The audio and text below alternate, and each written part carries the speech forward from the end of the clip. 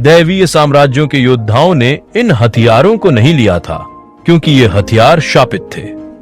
नील भी जानता था कि अभिशाप की शक्ति को हटाना बहुत मुश्किल होता है। ऐसे में अगर उसने देवमूल सार को अवशोषित कर लिया तो क्या इससे कोई नकारात्मक प्रभाव पड़ेगा? इस बारे में सोचकर काला धुआं छोड़ती देवमूल सार की गेंद को देखते हुए नील के चेहरे पर झिझक के भाव आ गए। वास्तव में नील के मन में एक अस्पष्ट विचार था। नागराज पद्मनाभ ने एक बार कहा था कि अगर वो देवमूल सार की बड़ी मात्रा प्राप्त कर सकता है तो इससे नागराज पद्मनाभ को अपने शरीर का निर्माण करने में मदद मिलेगी। इस शस्त्रागार में अनगिनत हथियार मौजूद थे। उनमें से अधिकांश आध्यात्मिक और पृथ्वी हथियार थे। यहां तक कि कई आकाश हथियार भी थे। इनसे बड़ी मात्रा में देवमूल सार प्राप्त किया जा सकता है।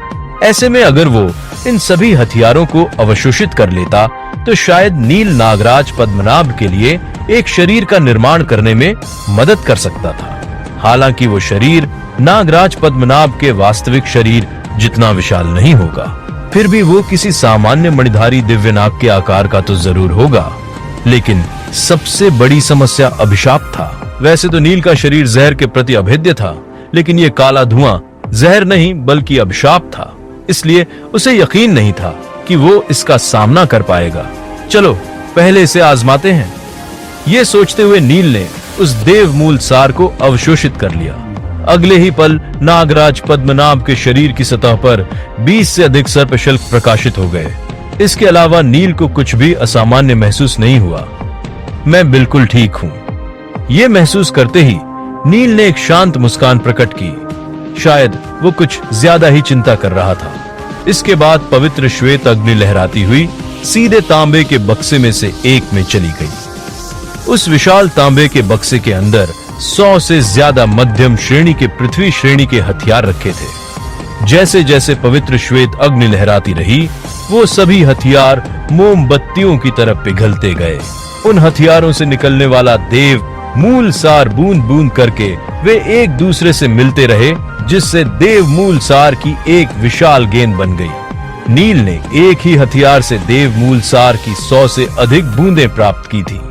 ऐसे में उस विशाल तांबे के बक्से में मौजूद हथियारों को गिलाने के बाद वो देव मूल सार की 10,000 से अधिक बूंदें पैदा कर सकता है, जो कि 2000 सर्पशल्कों को प्रकाशित करने के लिए पर्याप्त थी।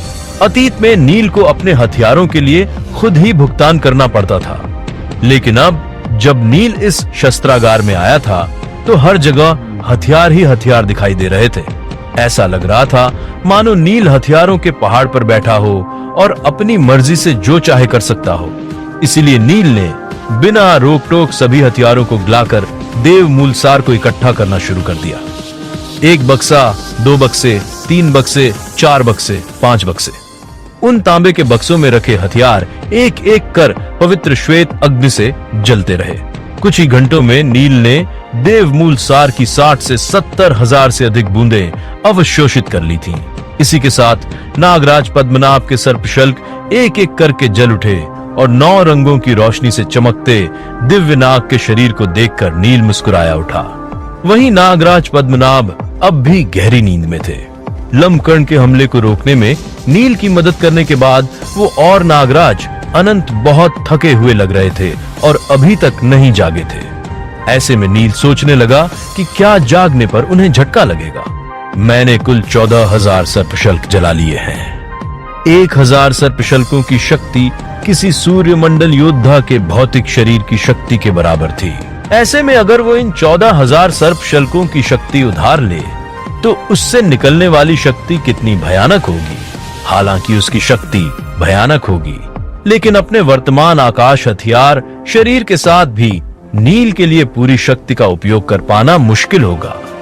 यहां तक कि अगर कोई सूर्यमंडल विशेषज्ञ अपनी पूरी ताकत का उपयोग करता है और अपनी सुरक्षात्मक आध्यात्मिक शक्ति को सक्रिय करता है, तो भी वो नील के मुक्के का सामना नहीं कर पाएगा।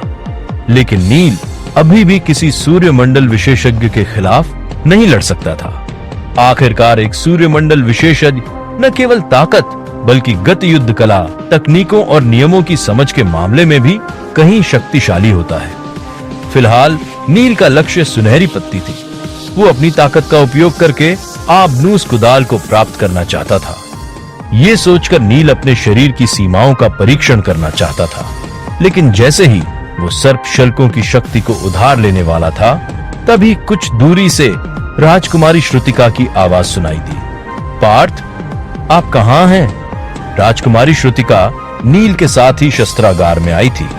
वो भी उन हथियारों को देख रही थी और उन पर मौजूद अभिशाप को नष्ट करने का तरीका सोच रही थी।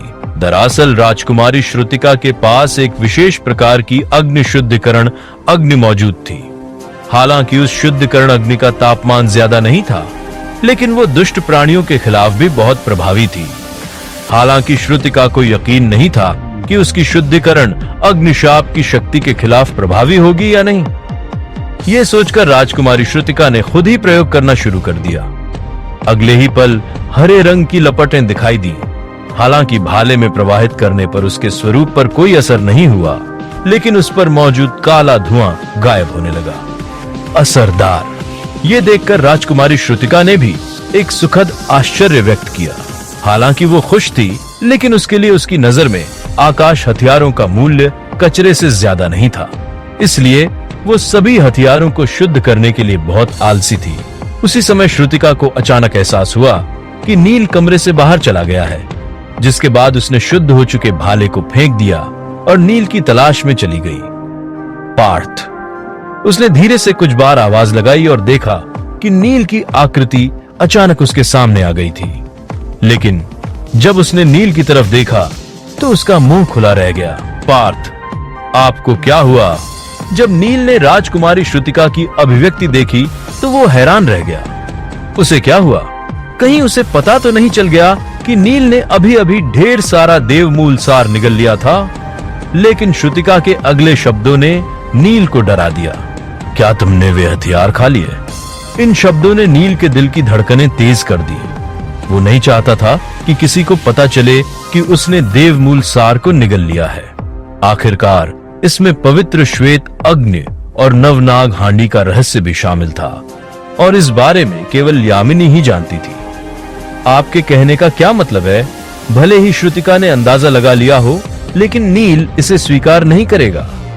तभी राजकुमारी श्रुतिका ने नील के चेहरे की ओर इशारा करते हुए कहा, अगर आपने उन हथियारों को निगला नहीं होता तो अभिशाप की शक्ति आपके शरीर में कैसे आ सकती है? आपके पूरे शरीर से काला धुआं निकल रहा है। नील को नहीं पता था कि देवमूल सार को अवशोषित करने के बाद अभिशाप की शक्ति गायब नहीं हुई थी। इसके बजाय वो उसके शरीर में ही इकट्ठा हो गई थी। जब नील ने राजकुमारी श्रुतिका की बात सुनी तो वो चौंक गया। तभी उसने सीधे दूसरे तांबे के बक्से से एक बड़ी कृपाण उठाई, जो किसी दर्पण की तरह चमक रहा था। उस दर्पण के माध्यम से उसने देखा कि वास्तव में उसके शरीर से काला धुआं निकल रहा था।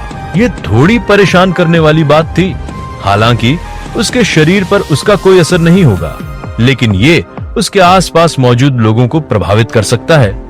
ये सोचते ही नील का दिल अचानक डूब गया और उसने तुरंत पूछा, क्या इस अभिशाप का कोई असर होता है? मुझे नहीं पता।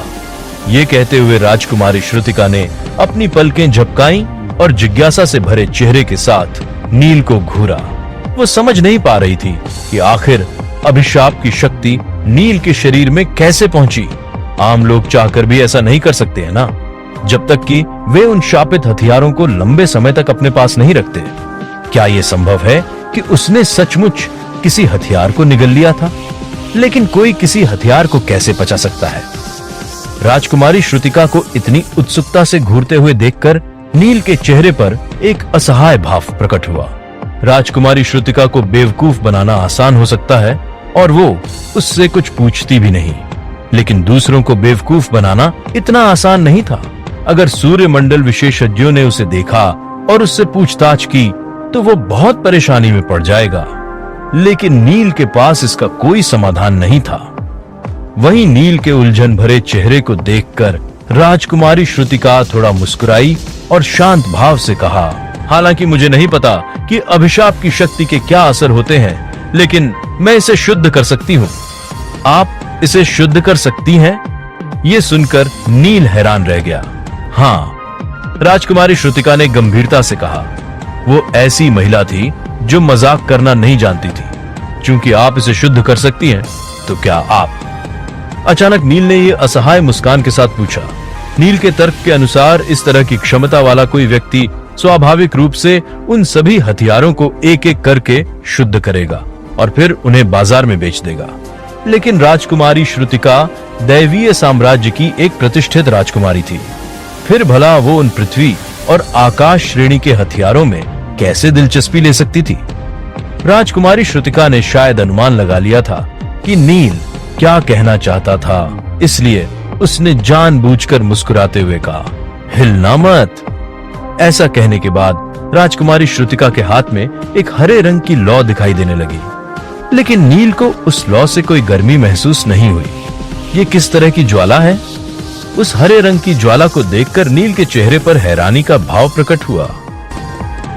ये शुद्धिकरण अग्नि है, एक ऐसी ज्वाला जो हर चीज को शुद्ध कर सकती है, राजकुमारी श्रुतिका ने कहा और उस ज्वाला को धीरे से नील की ओर बढ़ा दिया। उस लौ से संपर्क होने पर भी नील को कोई गर्मी महसूस नहीं हुई। इसके बजाय उसे एक ठंड का एहसास हुआ। नील को आश्चर्य हुआ कि क्या दुनिया में ऐसी भी कोई ज्वाला मौजूद है। हालांकि उस शीतल एहसास के बीच नील का मन असामान्य रूप से शुद्ध और शांत हो गया। इस समय राजकुमारी श्रुतिका नील के बहुत करीब थी।